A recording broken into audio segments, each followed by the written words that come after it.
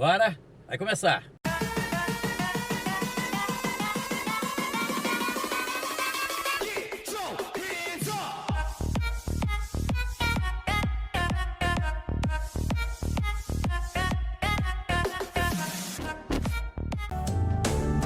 Chegando aqui na Rede Brasil de televisão, que alegria grande tá chegando na sua casa. Obrigado pelo carinho, obrigado pela sua audiência. Estamos ao vivo aqui na Mania FM, estamos ao vivo também aqui na nossa GDS Web Rádio Brasil. Obrigado pelo carinho, ao vivo também no nosso YouTube, Top Show com Parrado GR.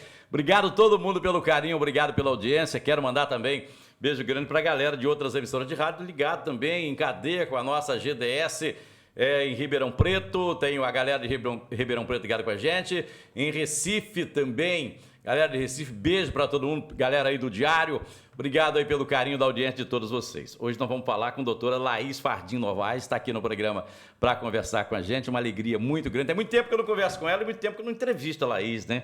É uma alegria grande. Nós vamos falar da importância do sono, como que é importante, e vamos falar de uma doença que a cada dia que passa ela vem num crescente, né? Eu acho que ela, inclusive, vai contrariar as expectativas dos cientistas. A ciência dizia que, isso há 5 anos atrás, ela dizia o seguinte, que em 20 anos a depressão seria a doença que mais ia tirar o cidadão do trabalho, que seria a doença. Hoje o Brasil, que lidera em número de casos com essa doença talvez já seja a doença que mais tira as pessoas do trabalho. Esse é um assunto que a gente vai tocar aqui no programa a partir de agora. Doutora, tudo bem?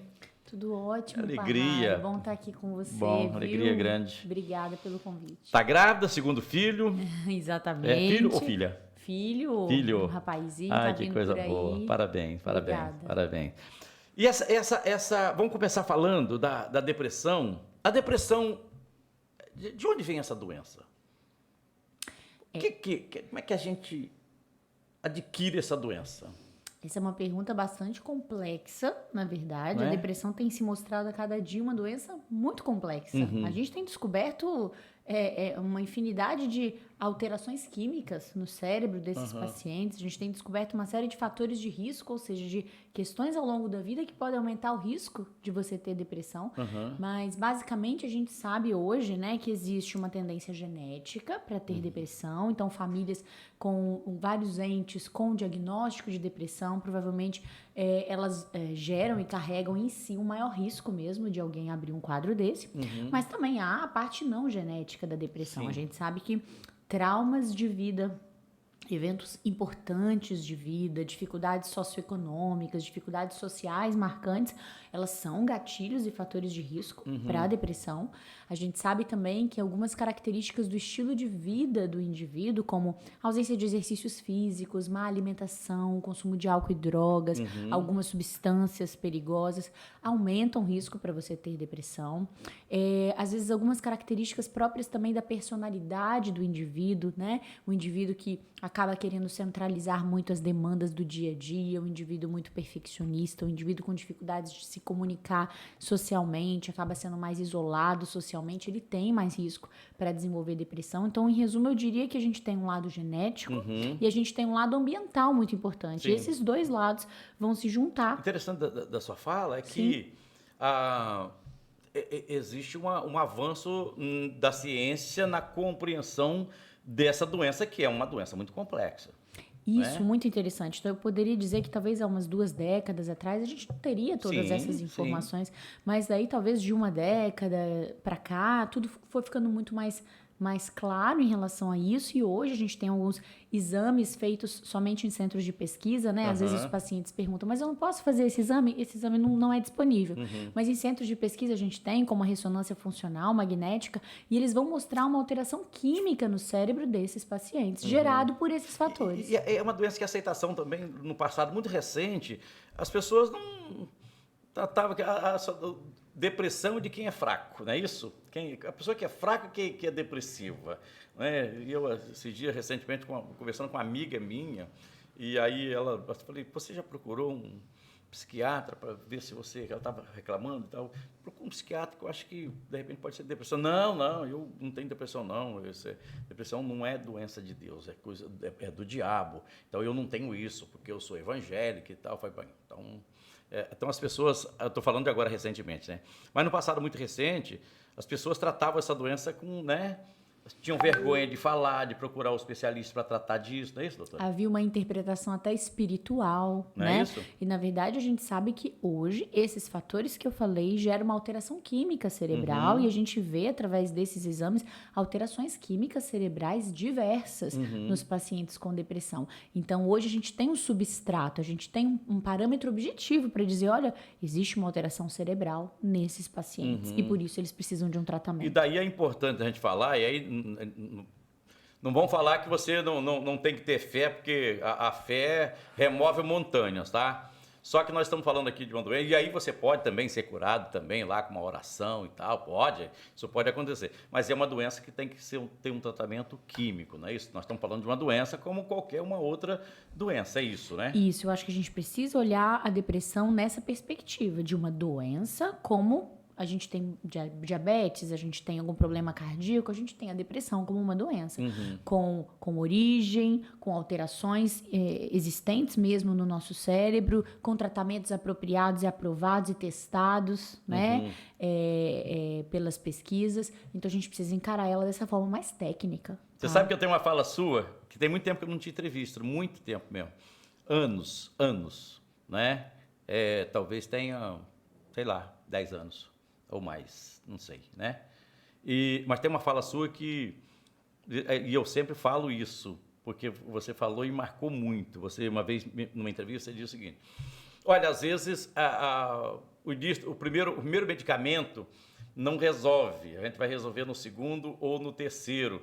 E às vezes quando alguém chega para mim e fala assim, olha, eu estou tomando medicamento, não está valendo nada, não está resolvendo. Eu falei, não, mas você tem que voltar lá no psiquiatra, conversar, porque... Talvez no segundo, no terceiro vai resolver. Com o avanço da ciência, continua dessa maneira? Continua, às vezes, difícil para você acertar no primeiro medicamento? A gente sabe que o tratamento ele tem que entender toda essa complexidade da doença. Então, a gente tem hoje algumas dezenas de medicamentos disponíveis, né? Então, como saber qual dessas dezenas de medicamentos disponíveis será o melhor para o paciente? De fato, é difícil a gente ter tudo isso. Então, a gente tem um monte de características do próprio paciente que vão nos dizendo, olha, talvez tal tipo de medicação seja mais apropriado. Mas é claro que não há um acerto de 100%, né? Hoje, com cada vez mais estudos, está ficando cada vez mais fácil de a gente entender o tipo de medicamento apropriado para cada paciente. Existem também, algumas pessoas já devem ter ouvido falar, testes genéticos, né, nos quais a gente consegue fazer um screening de como funciona aquele metabolismo daquele paciente, qual tipo de medicamento talvez poderia surtir mais efeito naquele paciente. Então, para alguns casos, o teste genético também pode ser útil para a gente conseguir individualizar bastante aquele tratamento. O paciente ainda hoje tem dificuldade em entender que ele pode estar com depressão? Às vezes em casa, às vezes o pai com o filho, o marido com a esposa com o marido, começa a perceber um comportamento diferente. Ainda a família tem essa dificuldade de dizer, olha, gente, isso aí pode ser uma depressão.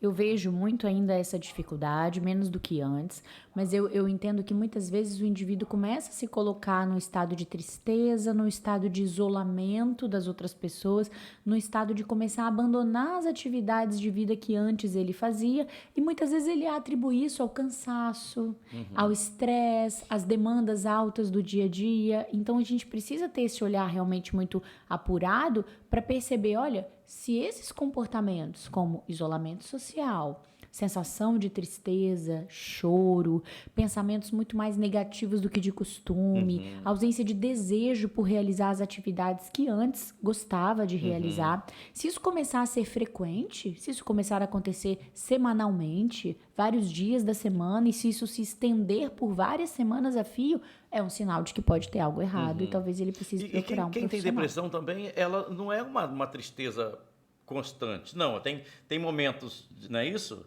Tem momentos que ela vai estar com esse quadro, tem hora que ela vai estar numa relação normal, não é isso? Para que a gente tenha o diagnóstico de depressão, os sintomas de tristeza e todos os outros, eles têm que acontecer a maior parte dos dias, o que não significa que tem que ser o tempo inteiro e todo dia. Sim. Então, sim, às vezes há um momento, há um dia em que o paciente pode se sentir melhor. E mesmo assim, ele está em depressão, porque quando você olha de forma global, a maioria dos dias, a imensa maioria dos dias, ele não está. Aí o psiquiatra ou até mesmo o psicólogo que presta o psicólogo não receita, né, não trata com medicamento, mas tem um trabalho importante. Muito importante. Muito importante nessa área. A identificação de uma depressão é com a conversa ou tem um exame de sangue, um outro exame para se fazer para identificar se a pessoa está depressiva? Perfeito. Hoje a gente já vê alterações em exames de cérebro, né? Então a gente tem essas alterações vistas nos exames, mas a gente não tem esses exames à nossa disposição. Então não é possível que a gente peça um exame desse para um paciente, a não ser que ele vá para um centro de pesquisa e seja submetido a um exame desse. Então no geral, o paciente chegou lá com a Laís. E aí a Laís não tem como falar, vou passar um exame aqui para você fazer lá para identificar se você tem ou não. Isso, na nossa prática clínica, a gente não consegue pedir o exame. Sim. Existem exames que mostram alterações, sim. Que sugerem a depressão, mas eles são feitos em centros de pesquisa. Então, o diagnóstico é feito através da entrevista clínica. O médico psiquiatra, ele foi treinado para saber quais são os sinais e sintomas de depressão e quais são as perguntas que ele precisa fazer para o paciente e como também observar as feições, o comportamento e o humor desse paciente, colher a informação com a família, né? O que a família tem observado do comportamento desse paciente. Juntando todos esses dados, a gente tem uma lista de critérios que precisam ser preenchidos. Preenchendo esses critérios, a gente tem um diagnóstico de depressão. Em medicamentos para o tratamento dessa doença, vem avançando também? Com certeza, com certeza. A gente tem hoje realmente mais de uma dezena de antidepressivos, né, aprovados no mercado, com ações diversas.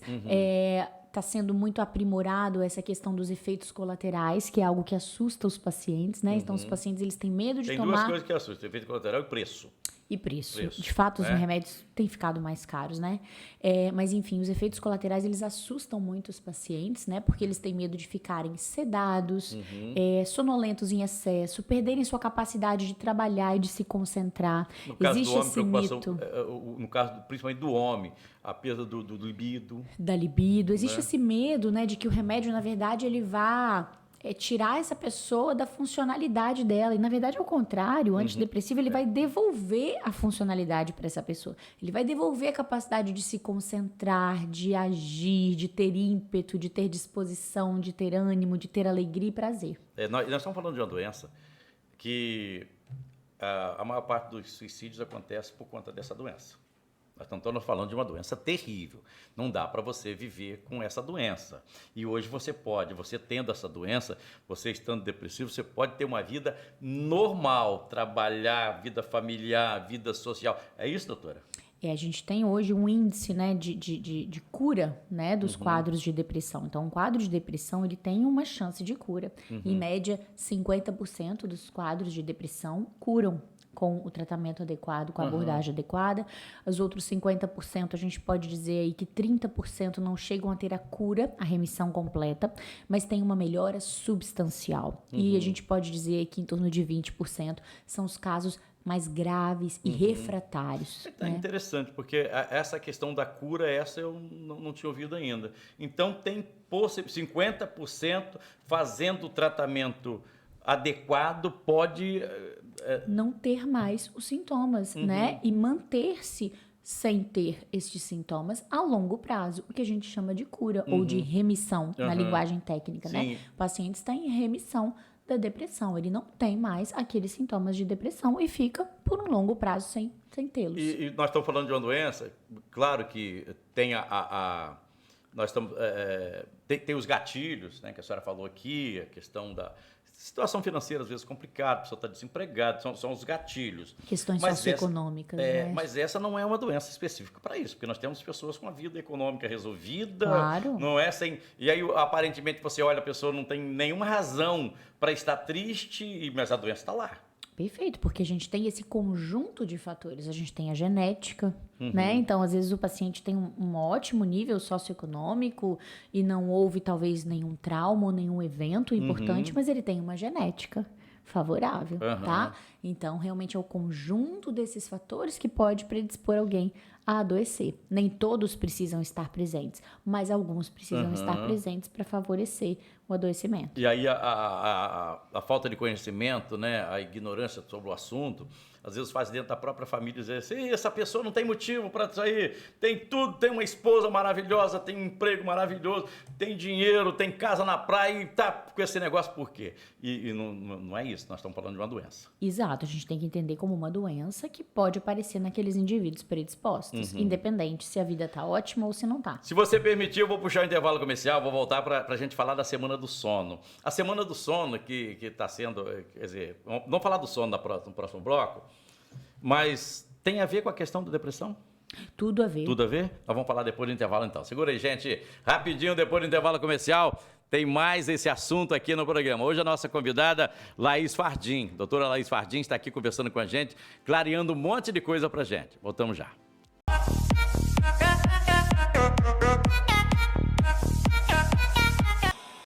Vamos seguindo aqui com o nosso programa na Rede Brasil de televisão, na Mania FM, na GDS Web Rádio Brasil. Estamos ao vivo também no nosso canal no YouTube. Obrigado aí pelo carinho, obrigado pela sua audiência. Deixa eu falar da Cofrio, o sabor a toda prova, a melhor linguiça para o seu churrasco é da Cofrio, temperada, suculenta, gostosa, é a melhor do Brasil. Com ela, você faz aquele churrasco que arrebenta a boca do balão, faz sucesso com todo mundo. Levou Cofrio para casa, levou qualidade. Essa linguiça é feita com carnes nobres, carne de pernil, com aquele tempero pra lá de especial. Aí é só você fazer aquele arroz temperado, feijão tropeiro, farofa, vinagrete, cerveja gelada, um refrigerante com a linguiça Cofrio, que é a melhor do seu churrasco, amigo. É sucesso garantido. Cofrio, sabor a toda a prova. Hoje nossa convidada aqui, Laís Fardins, está aqui conversando com a gente, falando de depressão, essa doença terrível. O Brasil é o país onde tem o maior número de depressivos? O Brasil tem uma grande prevalência, né? Alguns dados de 2010, se não me engano, mostram que é o país da América Latina com o maior número de pacientes, né, com esse diagnóstico. Então, vamos falar do sono.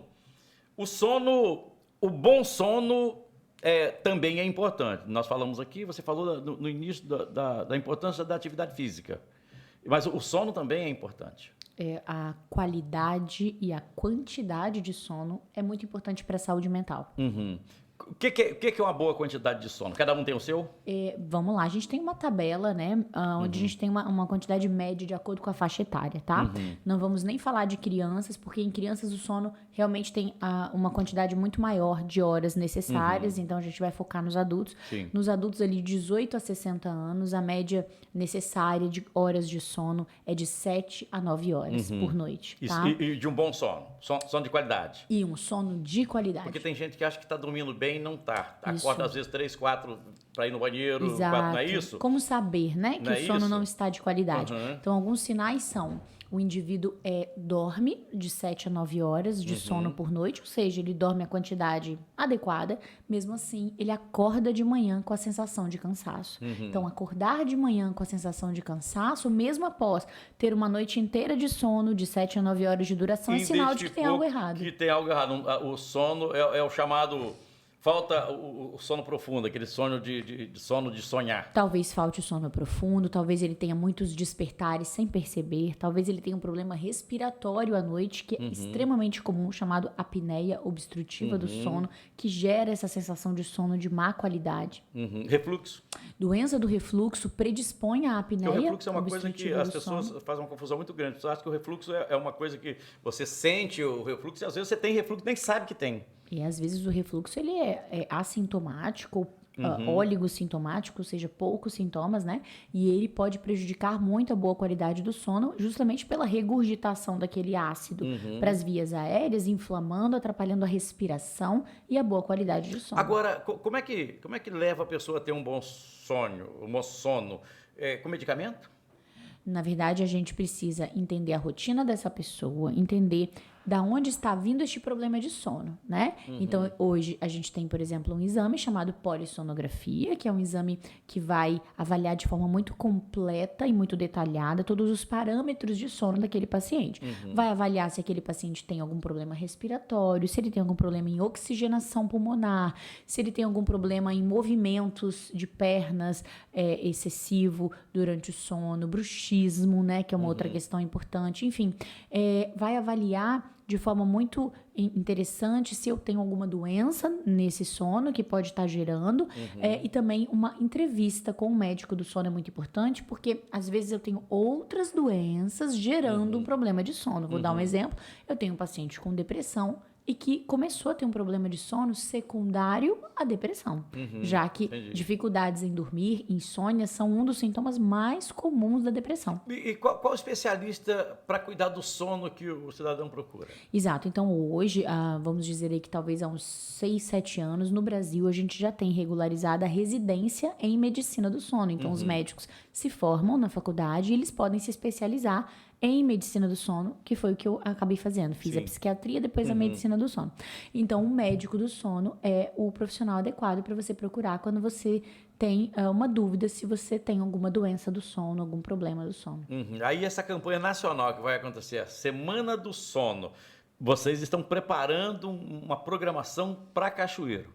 Isso mesmo. A Associação Brasileira de Sono, que é a ABS, né, nos dias 13 a 19 de março, vai estar realizando em todos os estados da federação essa campanha nacional de conscientização da população sobre o sono, a sua importância, o que é um sono de qualidade, como reconhecer que eu tenho algum problema de sono. Então vai ter uma campanha nacional e eu estou organizando aqui em Cachoeiro uma ação pública, né? A gente pretende fazer no dia 18 de março, acho que Parraro mais à frente vai dar mais informações.